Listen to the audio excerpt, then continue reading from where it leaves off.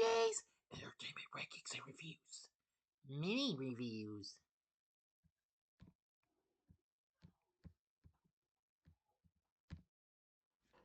Greetings, my fellow YouTubers.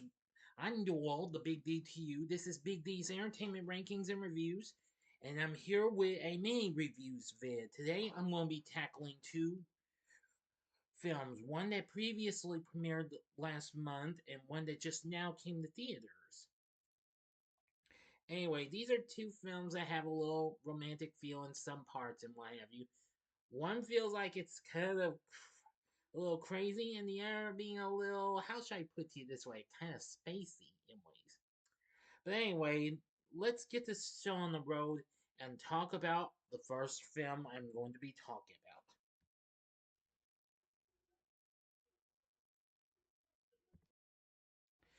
First off, I am going to give you a mini review of the recent Netflix film A Family Affair, which premiered last month.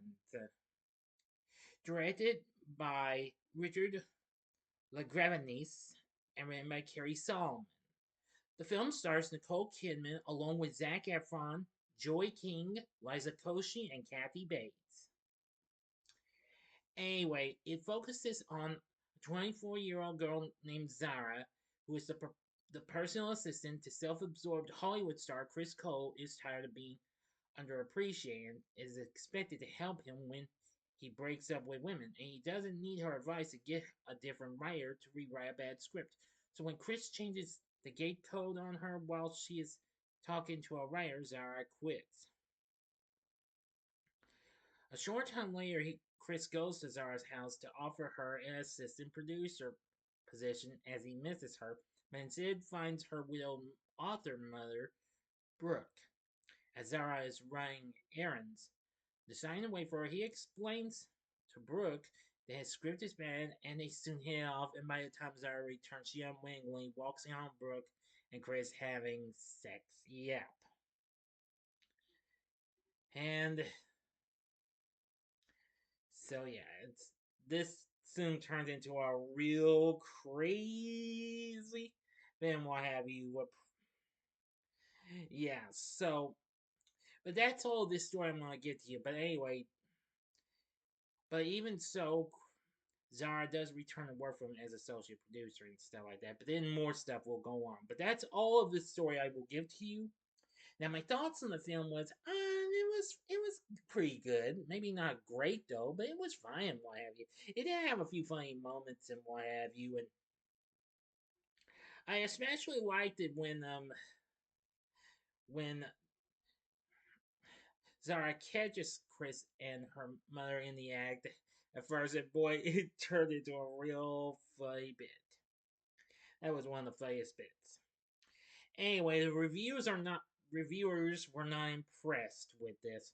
Film sits at a mere 36% on Rotten Tomatoes, saying despite Zac Efron and Nicole Kidman's welcome return to rom-com territory, the film squabbles with its own tonality too much to elevate its litany of cliches.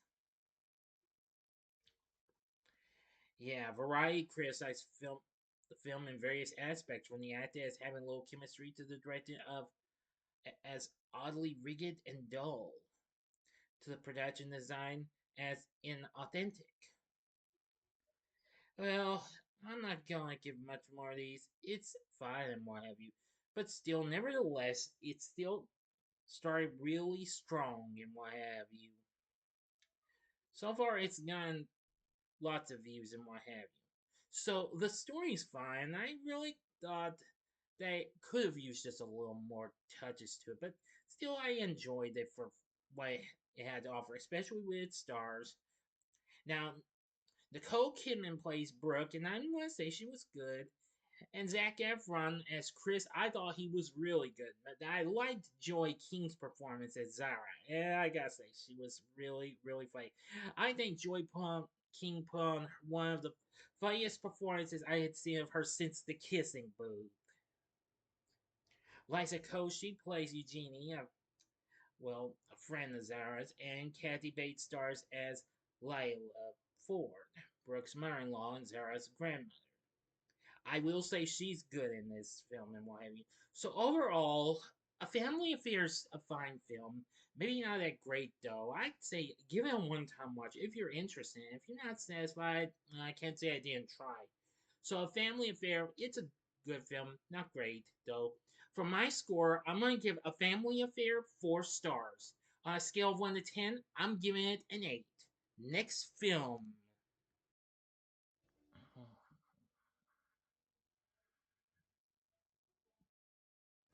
The next main review I'm going to give to you is Fly Me to the Moon, which was just released in theaters last week by Columbia for Apple Studios.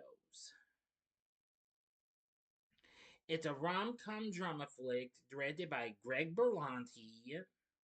Yes, you heard me correctly, as in the guy who gave us the Arrowverse as well as tie-ins in Doom Patrol and lots of other shows. From a screenplay by Rose Gilroy based on a story by Bill Kirsten and Keenan Flynn. The film stars Scarlett Johansson, Channing Tatum, Jim Rash, Anna Garcia, and others, plus Ray Romano and Woody Harrelson. Now, its plot follows the relationship between a marketing specialist and the NASA director in charge of a fictionalized version of the Apollo 11 launch.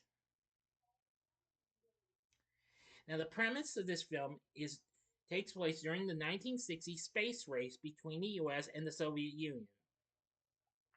A relationship develops between the NASA director in charge of the Apollo 11 launch, Cole Davis, and the marketing specialist brought in to fix NASA's public image, Kelly Jones, and stage a backup, yeah, backed up for a fake moon landing.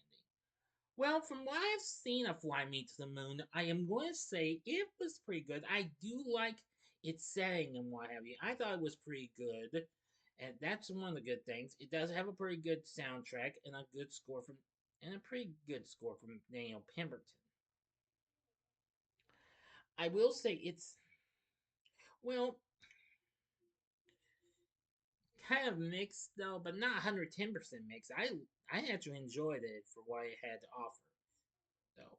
But anyway, the film's gotten some decent response, however, despite it didn't open too well this past weekend.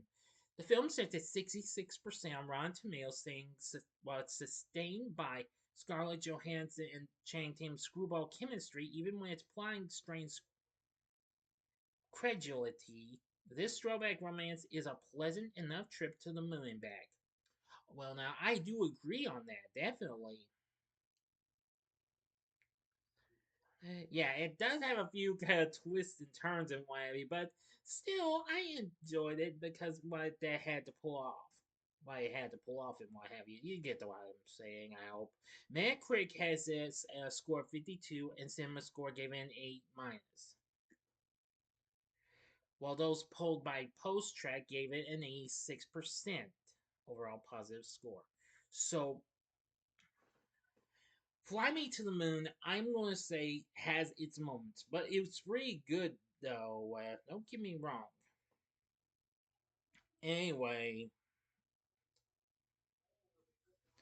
and this is only the second film from Apple Original Films I got to see in the theaters since Killers of the Flower Moon, since I failed to see their recent films, Napoleon and Argyle. And P.S. Don't bother tell me to check them out because I don't have Apple TV Plus. I tried to get them and failed. Okay, but enough said about it.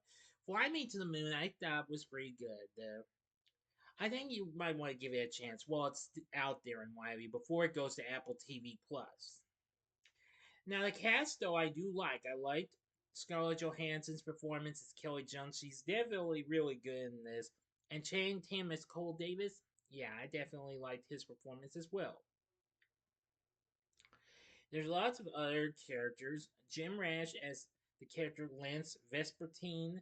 Ray Romano, boy, I haven't heard from him in some time, plays the character Henry Smalls, and Woody Harrelson as Mo Burkus. Now, of course, we have the 3 astronauts of the Apollo 11. Colin Will plays Buzz Aldrin.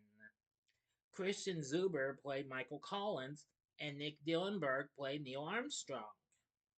So overall, those three were good and what have you. But anyway, I will say that Fly Me to the Moon again, as I've said, is kind of a more a pretty good film than it is with other things. I like the things. Some of the characters are pretty good, but it's Johansson and Tatum who really steal the show and what have you. And that's no lie. So anyway, Fly Me to the Moon, I think is worth looking into.